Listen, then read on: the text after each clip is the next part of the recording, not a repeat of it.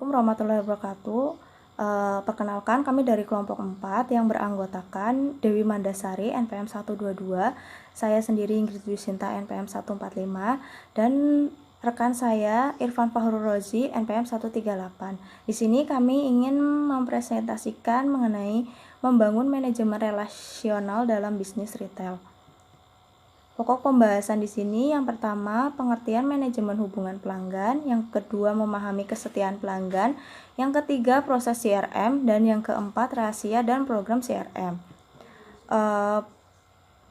Pokok pembahasan pertama di sini yaitu pengertian manajemen hubungan pelanggan, di mana manajemen hubungan pelanggan atau Customer Relationship Management atau CRM adalah proses cross function yang bertujuan untuk mencapai dialog yang berkelanjutan dengan konsumen melalui pelayanan yang bersifat pribadi untuk memastikan keberlangsungan hubungan dengan pelanggan dan untuk meningkatkan efektivitas dari aktivitas pemasaran. Fokus dari CRM di sini seperti meningkatkan atau mendapatkan pelanggan potensial serta meningkatkan loyalitas pelanggan potensial yang berorientasi pada jangka panjang. Selanjutnya yaitu terdapat beberapa prioritas utama yang ada pada CRM. Yang pertama, mendapatkan konsumen yang tepat, di mana toko retail perlu untuk menetapkan target pelanggan potensial sehingga program CRM akan efektif untuk mempertahankan pelanggan dan efisien dalam menggunakan sumber daya yang ada. Yang kedua yaitu menciptakan nilai untuk konsumen. Agar dapat menciptakan nilai bagi pelanggan, maka manajemen retail perlu untuk mengidentifikasi kebutuhan dan keinginan pelanggan pada masa kini dan masa yang akan datang. Yang ketiga yaitu memberikan proses layanan terbaik. Manajemen toko retail perlu meningkatkan kualitas dan standar layanan kepada pelanggan potensial melalui program CRM ini. Misalnya untuk pemberian diskon khusus atau pengiriman barang dan lain sebagainya. Yang keempat yaitu memotivasi kinerja karyawan. Sebuah toko retail tentu menginginkan karyawannya memberikan pelayanan terbaik kepada pelanggan potensialnya. Hal ini juga membuat toko retail perlu memberikan timbal balik kepada karyawan mereka, di mana dengan memberikan kesejahteraan karyawan yang bekerja pada toko retail tersebut. Yang terakhir yaitu memahami proses mempertahankan pelanggan, di mana baik setiap karyawan, baik atasan maupun bawahan, perlu menyadari pentingnya membangun dan mempertahankan hubungan dengan pelanggan. Hal ini juga bertujuan untuk mempertahankan pelanggan potensial serta untuk menarik pelanggan potensial yang dimiliki oleh pesaing. Yang selanjutnya yaitu karakteristik desain sistem CRM yang baik, meliputi orientasi pada konsumen.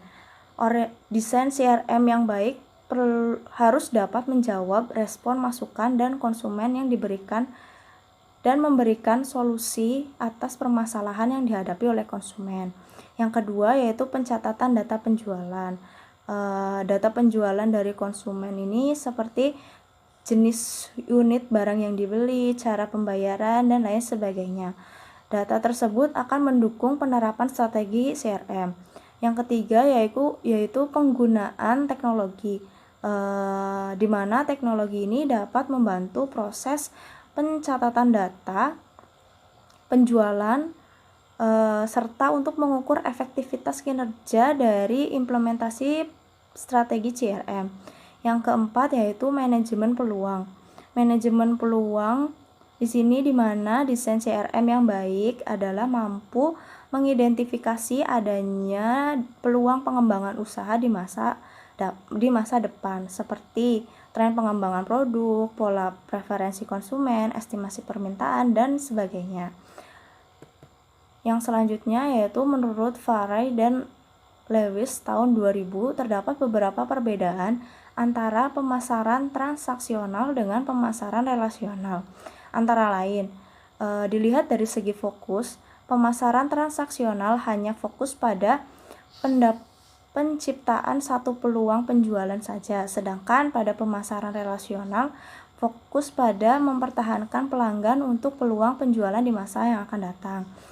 Dilihat dari orientasi, pemasaran transaksional lebih fokus pada fitur produk yang ditawarkan kepada konsumen, sedangkan pada pemasaran relasional lebih fokus pada manfaat produk serta solusi yang bisa ditawarkan kepada konsumen. Selanjutnya yaitu dilihat dari time horizon. Pemasaran transaksional memiliki tingkat hubungan jangka pendek, sedangkan pada pemasaran relasional memiliki tingkat hubungan jangka panjang. Selanjutnya dilihat dari ketertarikan konsumen atau customer interesting, di mana pemasaran transaksional memiliki sedikit kepedulian terhadap konsumennya dibandingkan dengan pemasaran relasional yang mana sangat mementingkan kepedulian terhadap konsumennya. Selanjutnya dilihat dari segi informasi, pemasaran transaksional lebih menekankan pada komunikasi dengan konsumen, sedangkan pada pemasaran relasional lebih menekankan pada cara berkomunikasi efektif dengan konsumennya. Selanjutnya dilihat dari segi kontak, pemasaran transaksional lebih melibatkan sedikit kontak dengan konsumen dibandingkan dengan pemasaran relasional yang lebih melibatkan banyak kontak dengan konsumen. Selanjutnya akan dijelaskan oleh rekan saya Dewi Mandasari. Selanjutnya saya akan membahas tentang pemahaman kesetiaan pelanggan. Kesetiaan pelanggan sendiri adalah merupakan tujuan dari CRM, yang dimana pelanggan mengulang kedatangannya dan merasa puas dengan berbelanja pada sebuah toko. Lalu dalam pemahaman kesetiaan pelanggan ini terdapat 4 pendekatan untuk membangun kesetiaan pelanggan dan meningkatkan pelanggan menjadi lebih baik. Yang pertama, mengeluarkan program layanan berbelanja, yang misalnya di mana konsumen dapat bergabung dalam keanggotaan dan mendapatkan manfaat pada saat berbelanja seperti poin yang bisa ditukarkan atau potongan berbelanja. Yang kedua, menawarkan pelayanan pelanggan yang spesial. Misalnya mendapatkan pelayanan yang spesial seperti layanan membungkus barang untuk hadiah atau dapat menukarkan barang yang sudah dibeli dengan tetap memiliki harga yang sama. Yang ketiga, menuruti selera pelanggan akan jasa yang disediakan dengan cara mengidentifikasi keinginan dari pelanggan. Misalnya seperti di restoran, pelanggan menginginkan makanan yang dipesan dapat disajikan kurang dari 30 menit. Dan yang keempat, mengembangkan perasaan melalui komunikasi. Dapat dilakukan dengan membangun ikatan emosi pelanggan setianya, misalnya dengan mengenal nama pelanggannya dan menyapanya. Selanjutnya ada contoh strategi loyalitas pelanggan, antara lain ada 3. Yang pertama, program Kartu Aku atau Alfamartku yang diluncurkan pada tahun 2005 dengan memiliki anggota 3,8 juta dan memiliki anggota aktif sebesar 42% pada tahun 2013, dan kartu ini berlaku di seluruh wilayah Indonesia. Yang kedua ada program A Card Flash yang diluncurkan pada tahun 2010, dan kartu ini bekerja sama dengan Bank BCA.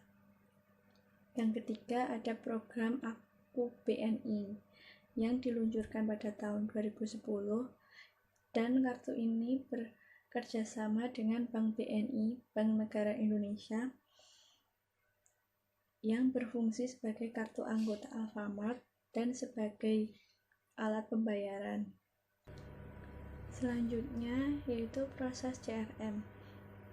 CRM adalah suatu proses interaktif yang mengubah data-data pelanggan ke dalam kesetiaan pelanggan yang melalui beberapa kegiatan yang terdiri dari 4. Yang pertama, mengumpulkan data pelanggan. Yang kedua, menganalisis data pelanggan dan mengidentifikasi target pelanggan. Yang ketiga, mengembangkan program CRM. Dan yang terakhir, menerapkan program CRM. Kegiatan yang pertama yaitu mengumpulkan data pelanggan dengan menggunakan basis data pelanggan yang mengandung informasi sebagai berikut. Yang pertama, transaksi sejarah lengkap tentang pembelian yang dilakukan pelanggan. Yang kedua, kontak pelanggan, rekaman dari interaksi yang dilakukan pelanggan dengan pedagang.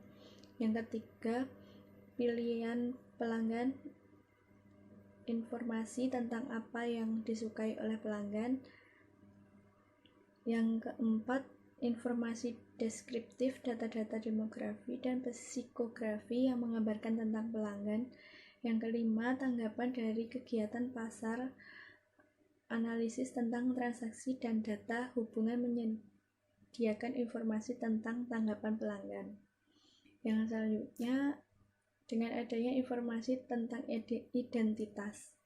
Dengan pendekatan yang dibuat oleh toko untuk mengatasi masalahnya, yang pertama, menanyakan informasi identitas. Yang kedua, menawarkan kartu belanja langganan. Yang ketiga, menghubungkan nomor rekening dan kartu kredit pihak ketiga. Lalu kegiatan yang kedua, menganalisis data pelanggan dan mengidentifikasi target pelanggan. Dengan yang pertama, mengidentifikasi segmen pasar. Data analisis pelanggan yang difokuskan pada identifikasi segmen pasar. Kelompok pelanggan harus mempunyai kebutuhan yang serupa, membeli dagangan yang serupa, dan tanggapan serupa tentang beberapa cara dari kegiatan pasar. Lalu, mengidentifikasi pelanggan dengan cara terbaik. Yang pertama, dengan nilai waktu hidup. Yang kedua, piramida pelanggan. Yang ketiga, analisis kekinian, frekuensi, dan moneter. Lalu pembahasan yang selanjutnya akan dilanjutkan oleh Saudara Irfan. Baik, terima kasih atas waktunya yang telah diberikan kepada saya untuk melanjutkan materi pada perkuliahan hari ini. Baik, di sini saya akan menjelaskan mengenai masih dengan materi CRM, yaitu mengembangkan program CRM. Ini ada 3 poin. Yang pertama itu ada mempertahankan pelanggan. Pada saat retail menerapkan pemasaran relasional untuk mendapatkan hasil relasional seperti yang mereka harapkan dengan berbagai cara, hal tersebut akan memberikan kesan yang baik kepada pelanggan. Adanya investasi waktu, usaha, dan sumber lain menciptakan hubungan dengan pelanggan, maka akan tercipta efek psikologis yang akan membuat pelanggan bertahan dan mempertahankan hubungan tersebut dan memberikan suatu balasan atau timbal balik. Yang kedua, ada mengubah pelanggan baik menjadi pelanggan dengan nilai LTV tinggi. Perlu diketahui, LTV ini kepanjangannya adalah lifetime value. Kalau kita baca di buku itu, mengubah pelanggan dalam segmen besi dan emas menjadi pelanggan platinum. Yang dimaksudkan pelanggan platinum ini adalah pelanggan setia kita. Jadi kita sebisa mungkin itu harus mengubah segmen pelanggan yang mungkin belum berlangganan dengan kita itu menjadi berlangganan dengan kita. Itu ada beberapa cara, mungkin dengan kita melakukan program-program seperti giveaway atau kita melakukan promo-promo dan lain sebagainya untuk menarik pelanggan-pelanggan ini yang belum berlangganan dengan kita menjadi berlangganan dengan kita, atau bisa disebut kalau di sini itu menjadi pelanggan platinum. Yang selanjutnya itu ada berhadapan dengan pelanggan yang tidak menguntungkan. Yang dimaksud di sini ada 2 pendekatan, yaitu yang pertama itu menawarkan pendekatan yang tidak menghabiskan banyak biaya untuk memuaskan kebutuhan strata bawah. Yang kedua itu ada membebankan tagihan kepada pelanggan untuk pelayanan yang mereka salah gunakan. Jadi kalau mungkin ada pelanggan yang tidak menguntungkan di toko retail kita, itu bisa melakukan pendekatan dua pendekatan ini. Yang selanjutnya ada mengimplementasikan program CRM. Penerapan CRM yang efektif itu membutuhkan koordinasi dari kegiatan-kegiatan bagian fungsi berbeda dalam organisasi retail. Departemen MIS dibutuhkan untuk mengumpulkan informasi, menganalisis, dan membuat informasi yang relevan yang dapat dibaca oleh pegawai dalam menerapkan program garis depan bagian pelayanan dan penjualan. Ini mempunyai tanggung jawab untuk berkomunikasi dengan pelanggan. Jadi dalam mengimplementasikan program CRM ini mungkin peran operasional toko dan manajemen HRD ini sangat dibutuhkan, karena peran dari kedua ini itu untuk memperkerjakan, melatih, dan memotivasi pegawai dengan menggunakan informasi pelanggan itu untuk mengembangkan pelayanan secara personal. Baik, yang selanjutnya itu ada rahasia dan program CRM. Untuk ketika seorang pelanggan yang kita yang kita telusuri datanya, yang kita minta datanya, itu seakan-akan mungkin ada pelanggan yang terima atau ada pelanggan yang tidak terima.